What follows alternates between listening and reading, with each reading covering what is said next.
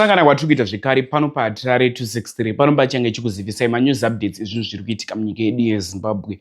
Vadikani, nyaya ndayonezvomuzora nhasi inyaya inochemedza, inyaya inorwadza. Yarwadza nyika yeZimbabwe yaita kuti vanhu vasare vasina muromo. Vadikani, maZimbabweans amwe pari kuenda kuSouth Africa vari kunorongerana matsotsi ikoko, vari kunourayana, vari kunopondana kuSouth Africa. Nyaya ndayonezvomuzora nhasi inyaya inotorwadza, inyaya inosiririsa. Pane murume uyu anonzi Timothy Chisenga. Timothy Chisenga akapondera munhu 100 rands kuSouth Africa. Munhu wakaponda muZimbabwe ende vanhu vaitozivana. Nyaya iyi yaane 5 days yaitika musi wapondwa munhu. Hanzvadzi yemunhu akapondwa ndiye anga achitaura nyaya zvizere mufambiro wazvakaita, ende pane proof, pane madetails aripo pakamera vakatobuda iye murume uyu aripo nyakuponda neakapondwa.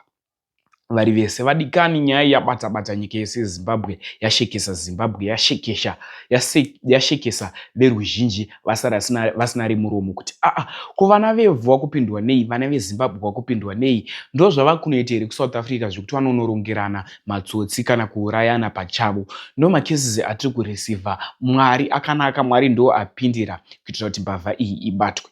Uri kutonga nyaya iyi unomba makore mangani. Tichingoti rest in peace kune akafa, kune mushakabvu wedu, rest in peace. Ngaazorore hake murugare. Tingasina tesiro izvi tisingazvifungire, asi ndo macases atiri kunyoreceiva. Comment section ndedu. Kusubscribe mahara, ndatisubscribe tiungane pathis YouTube channel, tiwande nekukasika kuitira kuti pandinokasikawo kudzoka neamwe manews updates nguva nenguva unova uchibatsirikana nekuona. Zvandakuda kuita, ndakuda kusiyirai muchiona this video. Wapedza kuona video tazvaunofika comment section. Vadikani, ndiri seni ndarwadziwa, unogona kudonhedza musodzi kana une moyo mutete. Ndatibone this video. Ndoda kuti nyaya yehanzvadzi yangu ifambe, isvike kwandoda kuti isvike, mundibatsire tibate munhu akaita izvi, nekuti munhu akaita zvinhu zvatinotaura nezvazvo muZimbabwe sesu. This person is a Zimbabwean like myself. Akaita inonzi brutal murder. Akauraya hanzvadzi yangu zviri merciless. Handizivi kuti aifungei kana kuti anga anyanyotadzirwei kuti tisvike pakudaro semaZimbabweans. Ndichitanga kunzwa nyaya iyi, pfungwa dzangu dzakangoti pamwe apondwa newe muno, ndo zvatinongofunga tototi South Africa yazodai, South Africa yazodai, of which that's not the case here. Fellow Zimbabweans vakauraya mumwe wavo. So the story is minor, but rega ndingokupai a brief yekuti even mukatoona, even the police, even the people who are hearing the story vari kutongoona kuti maitiro enyaya iyi nekutaurwa kwairi kuita, would you kill someone for 1,000 rands? Is that worth my brother's life? No. I know this person is going to see this life, and that's why I came here kuti andione, kuti azvizive kuti enifa ari kumutsvaka. Right now takaendesa hanzvadzi yangu kupala nai, takaiendesa kupala kuti iende kumusha, but I'm in Rustenburg to stay until vakauraya hanzvadzi yangu vabatwa. Vakaona ma pictures, I think you can understand where I'm coming from now.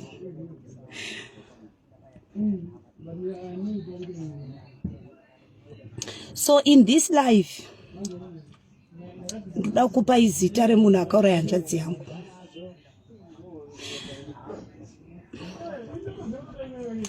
I'm going to show you a footage yehanzvadzi yangu asati aurawa.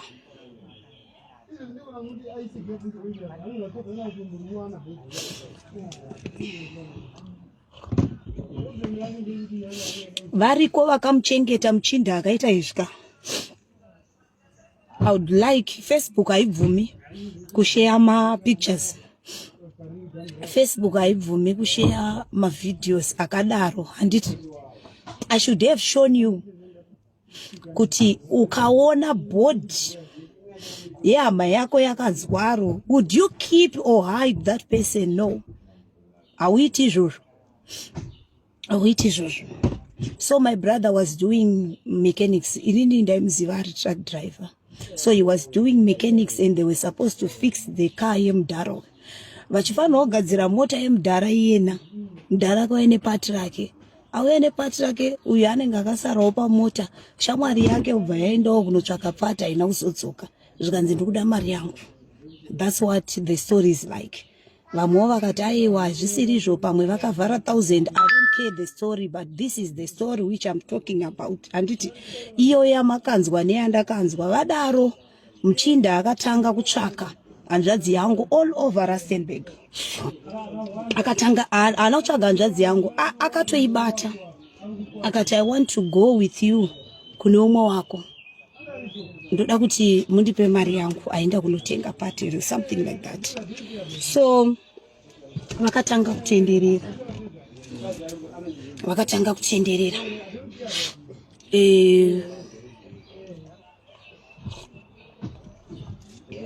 vachitenderera kudaro vaitsvaga bhururu wehanzvadzi yangu akanga apuwa mari. Havana kumuona mari yavaitsvaka vachida kutsvakira munhu, it was 1000 rands ndo yavaitsvaka. Vakatenderera akadedza kuti titi mafia rake here kana kuti backup yake, we don't even know, but vakatakura hanzvadzi yangu neIsuzu yeMosken Mushangani.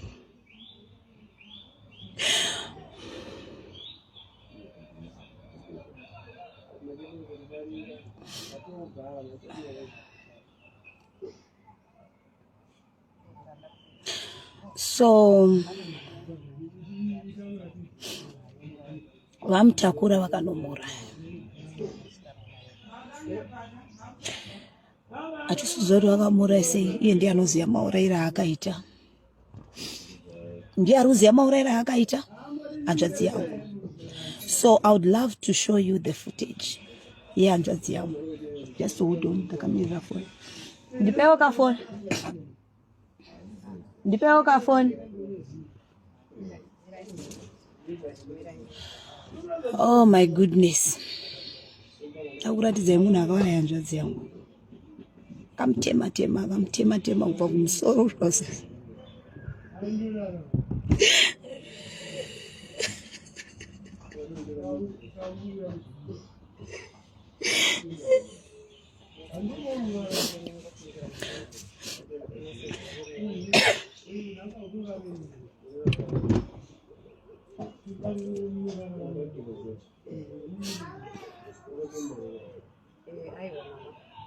Takuratidzai munhu akaura hanzvadzi yangu.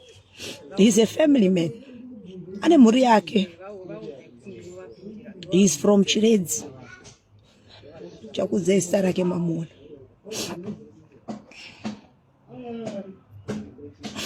Akamurova akasvika pakumuraya akamutema akanomukanda. Kwakumusunga newaya. Guys, munhu anga akasungwa newaya mbira dzakondo.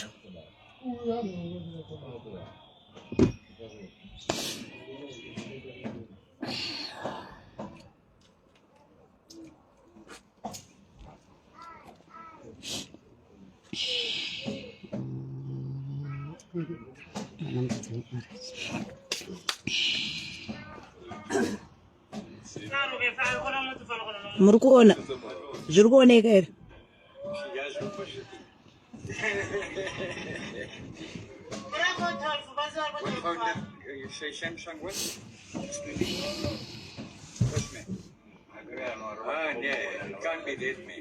Tarisai. I don't know if you are seeing closely. Tarisai. Vakasangana nepicture yehanzvadzi yangu akapondwa. I think makaona t-shirt yanga akapfeka. Tarisai footage. I'm going to extract this footage and I'll share it. Wait. Mchapaona pavacha. Pari kuoneka here guys?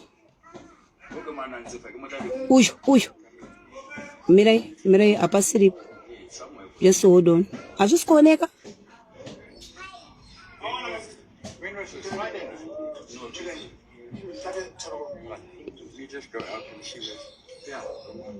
This is the footage. Yeah. Yeah. Tarisai.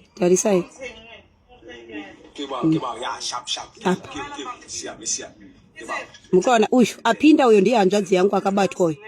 Rine blue iro ndozi munhu rakamuuraya. Ipapa apa anga akatomusungamidza ruoko. Achimunanikira. Tarisai futi vachazobuda futi pakamera vachibuda. Alright, hanzi tenderedza camera, it's fine.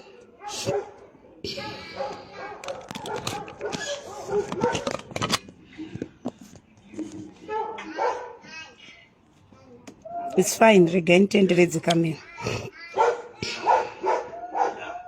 Murumona. Alright, let me start again.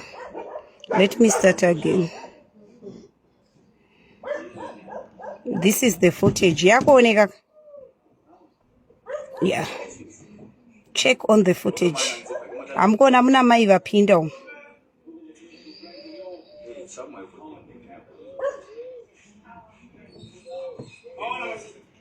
Alright.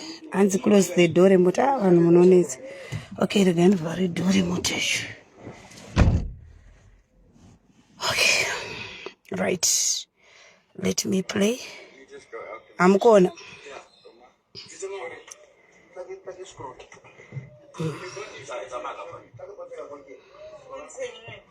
Ush.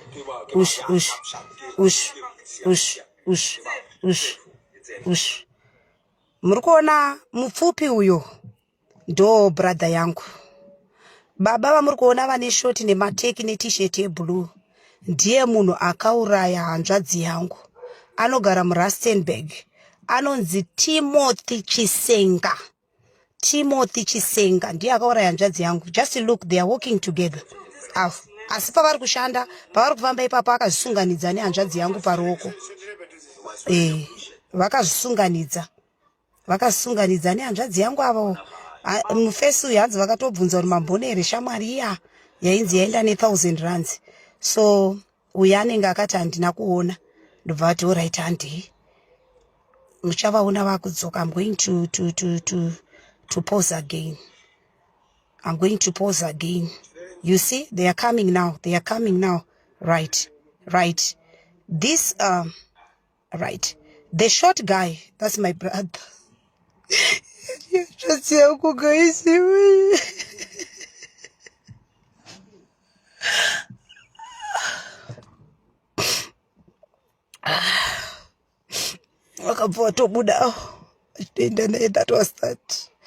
That was that. Yeah.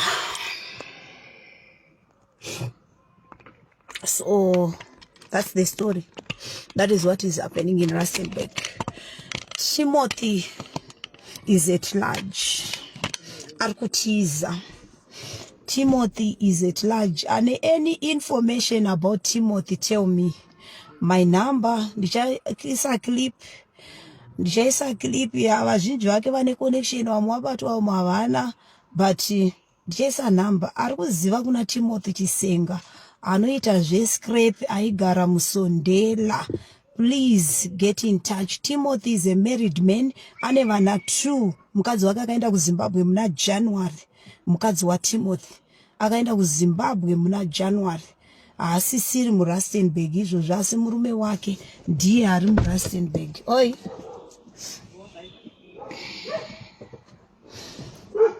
So yeah, that's where we are. Ndo patasvika up. Timothy is still at large. Achiri muRustenburg, I know. Arimo muRustenburg.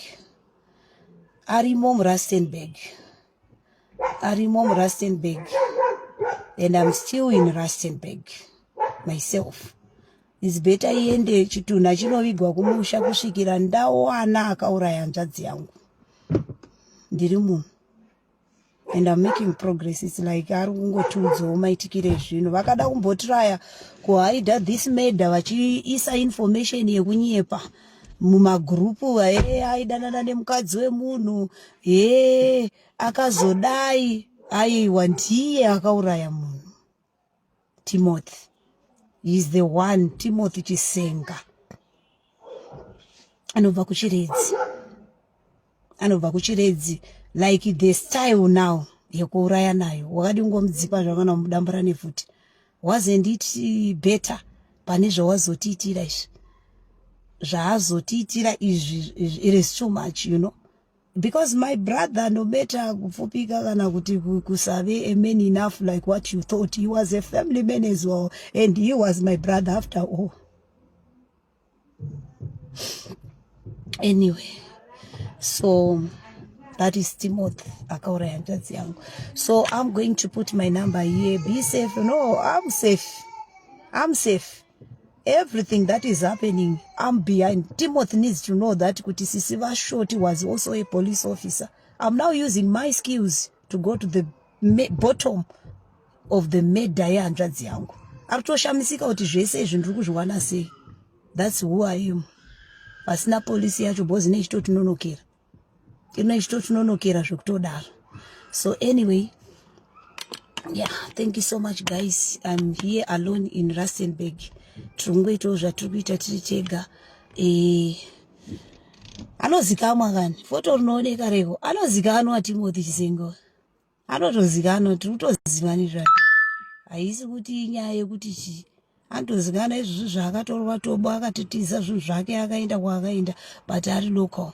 Anofamba neNissan MP300 old model. Ndo mota yaari kufamba nayo, ende ndo mota yakapedzisira kuonekwa ine hanzvadzi yangu achidya sadza, akamusunga mbira dzakondo achidya sadza rekuti awane kunomuponda.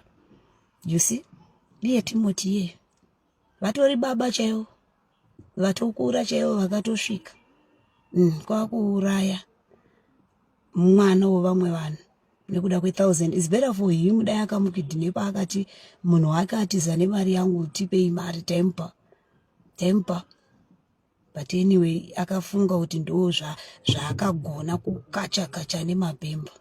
It's unfortunate vamwe vari panapa, maybe you might not feel where I'm coming from or you might not understand my pain. Sasisi vemunhu.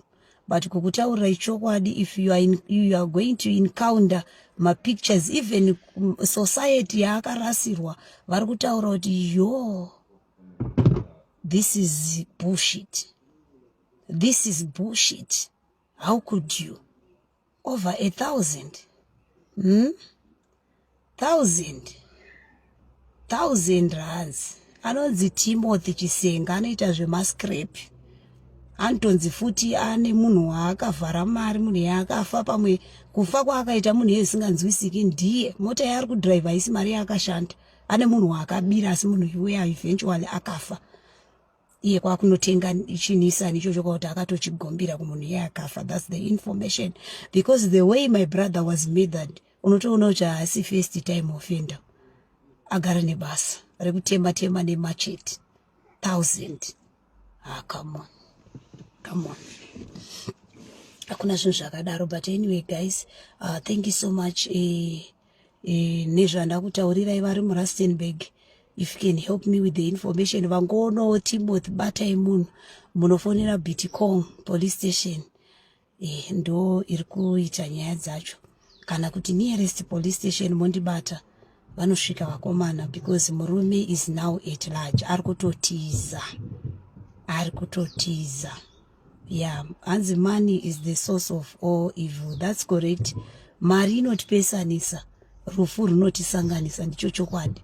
Hanzvadzi yangu akati takapesana naye nekuda kwemari, but rufu rwatisanganisa. Even paFacebook pano vamwe vakatanga kutonditeera nekuda kwerufu rwehanzvadzi yangu kuti vacheme neni, because the death was a painful death. And guys, unosinzwa kuti kuna apondwa kuti condolences, but kwatiri manje yave condolences chaiyo kuti unoti I never knew I would encounter such an incident in my life. So anyway, I'm looking for Timothy Chisenga anobva kuChiredzi, anogara muRustenburg achiita zvescrape, anofamba neNissan MP300 inova iyo ine pati ranetsa kuti hanzvadzi yangu isvike pakufa. Hanzi Mufinga ari kutorwa because when they killed this brother of mine, brains dzavo vaifunga kuti haana hama. They thought he is just a nobody. ari kungoita roam around the street, vanongomukanda otoigwa nemabhanditi. They were so surprised with the speed iri kumuvha nekesi. Why? Because mufesi wacho wawakaponda ndakamutaurira kuti chinditungamirira mwana wamai vangu, I can't go with you to Zimbabwe vanhu vasati vafesa nyaya dzavo, and I'm not going there. I'm not going to Zimbabwe. Body yake ichaenda ndosara muRustenburg. I'm getting to the bottom of this. Vari kuziva kwaari, vari kuziva zvakawanda pamusoro pari, vanhu picture yake yacho iri clear chitipaiwo. Asi ndiri kuziva kuti tichaiwana zvedu, titori neimwe yatinayo, but kuti tikupei manje inonetsa, because semhondi anonotiurayira munhu wacho atiratidza, mazviona, mhondi inonetsa, anonotiurayira munhu wacho, saka tisoda something that is obvious. We just want something chekuti changotenderera chibva kwachiri kubva tobva taisa to protect other people, not myself. I'm not afraid of anybody. Ndana basa nemunhu. What more should I be afraid of? Chii chatichadya isitasviswa pakadai. Anyway, that's all what I wanted to say. Share the life. Kuitira chero akaenda kuZimbabwe angaende kuchiredza, angapinde mubhazi, vanhu vanongoziva kuti timo iwe wakauraya munhu. Footage maiona, vanogona kunyatsoita kuti foto rinyatsoita clear itai, ininiwo ndichatirai kutora mascreenshot ndosenda. Enda muRustenburg mufesi uyu anofamba nemushang'ani, mushang'ani yeye takatombotaura naye, ende akatourayawo. Ari kunyepedzera kudzungaira, but akatourayawo, because haukamu unotakura munhu, hauchazivi kuti chichazoitika kwaari after wamusiya maakapondero. The sad part, the community vakanzwa hanzvadzi yangu ichichema. Life is not fair. Life is not fair. Anyway, thank you so much, guys. Thank you for your support. Tinokutendai vari kundibata, vari kundikomforta. I really appreciate you. Vari kubatsirawo mari dzefuel, tinongotendawo zvakadaro. Every help vari kutipawo information, tinongokutendai zvakadaro. Anyway, thank you so much. Have a beautiful day. Bye.